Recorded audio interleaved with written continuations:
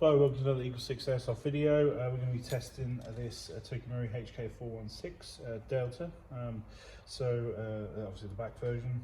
This has got a Gate Advanced Titan installed, a full Prometheus level 10 internal build, including the Laylax Prometheus Epsilon trigger there in silver.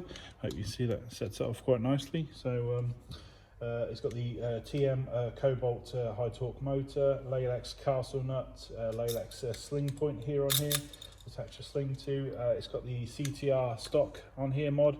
Well, we've done the Magpul CTR stock modified with a 300 milliamp 7.4 volt LiPo in the back here. It's obviously a tight squeeze, but she's in. And we've got the joining bar here, the EagleSix one, so we've only got a few of them left. What else have we got?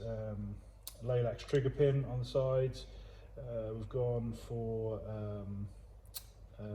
R-hop setup on this, and obviously for FPS info you can check the build description below on the video. We're obviously ready for testing now, and just make sure everything's all good and working, because obviously it's going to be going quite a long way to a whole other country, this one.